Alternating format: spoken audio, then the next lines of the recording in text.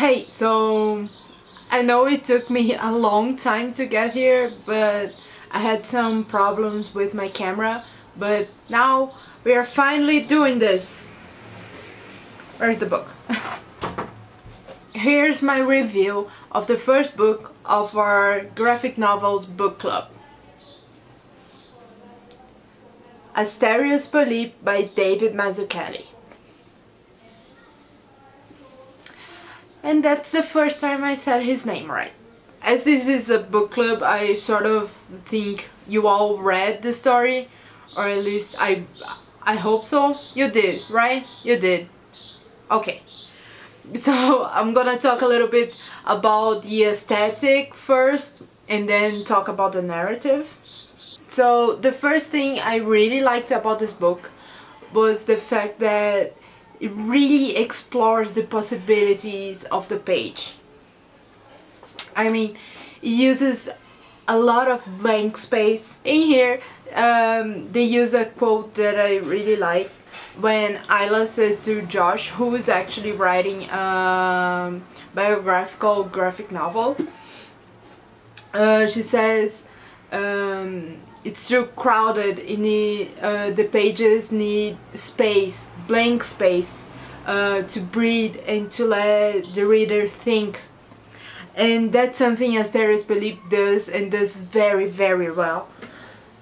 But even aside from blank spaces, he still uses a lot of different shapes, like circles, you know, free form, not inside a drawing box, bigger rectangles, and out of line drawings, you know, just every type of framing possibility. I really like his one-pagers.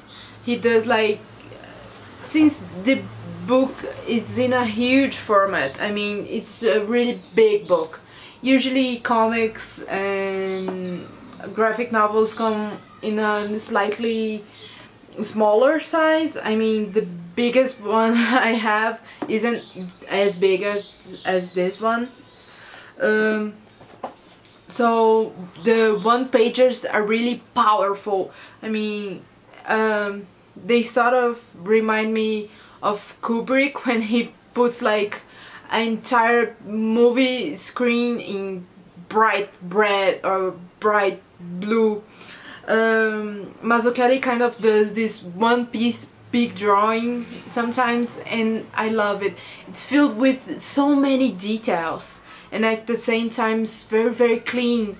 It only contains what it really needs. Talking about bright colors, this book has a really specific color palette. I really like the Asterios is more of a blue, a fainted blue, while Hannah is a fainted pink or red, and combined they form this purple, which is the baseline of the entire book. I also like that very early on yellow is introduced in a sort of fantastical, not quite real, dreamlike way, and then later on yellow becomes the color of Asterios' new life as an assistant mechanic, and basically represents everything that is his life away from Hannah or away from himself. I also really like that in the end new colors are introduced. I like that Hannah becomes green, and not a fainted green, a really solid full on green, you know, even though it's dark green, it's still very concrete color, you know, a full size color. And we finally have like a bright red and a bright blue, you know, colors that are not toned down, you know, they are full and complete. What I really loved about David's work was also that not only the colors represent the personality behind each one and each space, but he also pays much attention to shapes and the lettering. For instance, each person has its natural voice and its different ways of speaking, so he uses different types of letters for each person. Asterios is one typography, Hannah is another, the narrator is another one, and I really like that. It gives them different voices, you know, they are each unique. Not only that, but he also represents the characters in very different ways regarding the way they are drawn. Like Asterios, his head is shaped very different in a kind of geometrical way. He's formed by straight lines and circles and very clean geometrical lines, while Hannah is represented more like a sketch drawing, full of different lines, a little bit more confused, a little bit more spontaneous, more organic in a way. And Ursula is one of my favorites. I like that because she's sort of like a shaman or a goddess or something. She's very connected to nature, so she has very natural forms, you know, forms that you actually do find in nature, like curves, and she's all very organic and fluid, and I really like that as well. So now onto the more narrative side. I really like that this book is an entire epic journey towards self, you know, true self, finding oneself, and not just this construction we build over our lives to please others or, you know, to fit in. I like the way that Asterios begin as a know-it-all, egocentric person, and then he slowly evolves into a different one, a person that knows who he truly is and what truly defines him. It's not being a teacher, it's not being the most intelligent person in the room, it's not being a know-it-all, it's not being famous. You know, there are certain people and certain objects and certain things that truly matter, and all the other things are just whatever, you know, they are fillers in our lives.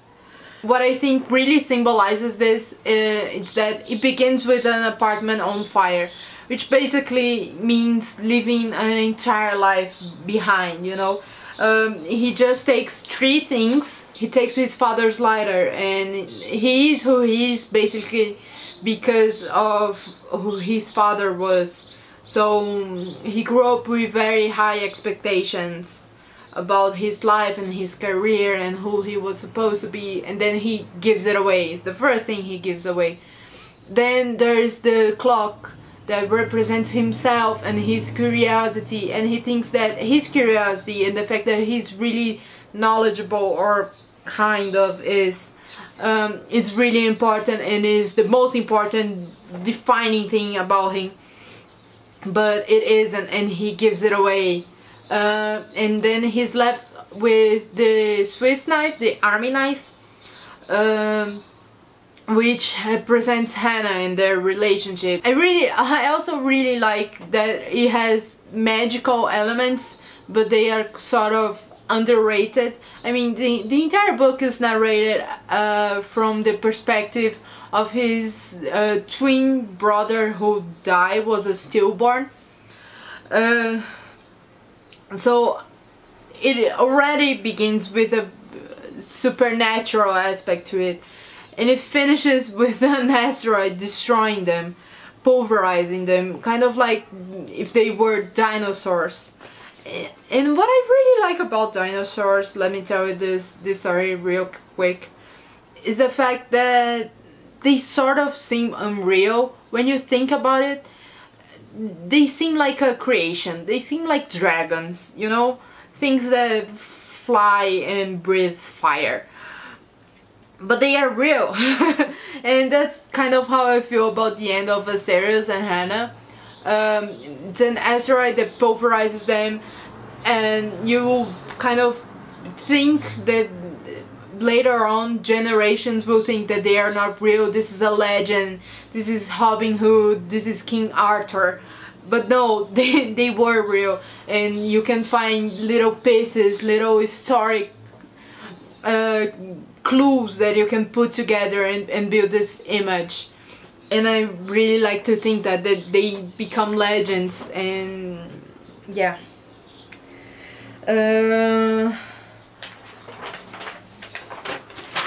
So I wrote like a lot here, and this is coming up really short and constricted.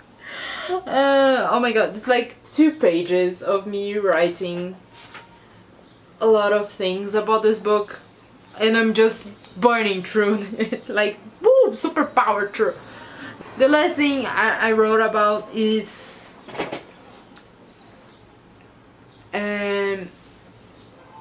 how the story is built unlinearly. Is that the right word? I don't know. But you begin with pieces of the story, and then later on you come back to them and you see them with a new perspective.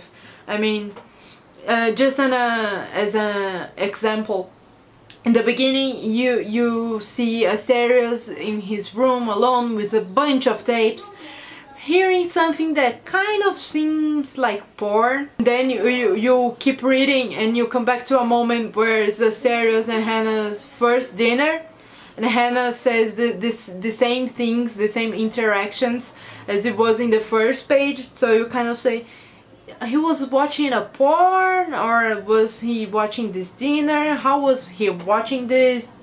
Was this taped? And then you keep reading and you find out that Asterios tapes his entire life. You know, it's just that you see one scene and you have one idea and one perspective, and then you keep reading and you understand it better later on. And I find this amazing, you know. It's imagine things more complexly and imagine different depths to each story and each sentence. And what I liked the most about Mazzucchelli's work was is that he really did try to build the story as complexly as he could. I mean, he tries in all ways possible to make each person its own unique individual, and to show that each thing has different sides and different perspectives, and people will see the same person differently, will see the same object in different ways. Also, what I really liked as well was the fact that it has a lot of philosophical things. Again, it's like the magic part. It's very underrated. First of all, I like that they have chapters. I like books that are divided by chapters, and I really like the chapters sort of headlines or names. It was like a little small box in a big blank page that had presented what was coming. Beautiful drawings. And I like that some of these chapters were the stillborn twin brother just philosophizing about Asterios and about humanity and what makes us act this way. And I think these chapters are beautiful and really moving and makes you think. Seriously, I like to reread them and consider them a little bit more closely and deeper. Overall, I think this book was amazing, beautifully written, beautifully drawn. I think it deserves all the prizes it won. I think it won an Eisner and lots of other graphic novels, big prizes. It was graphic novel of the year when it came out, and I think it's a must read for graphic novel lovers. And it's just beautiful. I mean, I could blow up these images and hang them around my room. So really must read. I think our next book will be I Kill Giants, because it's very thin. Let me take it. Here it is, I Kill Giants. I have the edition in Portuguese. Because we are a little bit behind schedule, I chose this one because it's kind of thin and it's very easy read. It's my first time reading it, so it's not a reread. And we have 2 weeks to read this. And we'll power through. This is officially the book of November. And then we'll power through this and try to, by the end of the month, get to the December book. I hope. I don't know. We'll keep trying. See you later.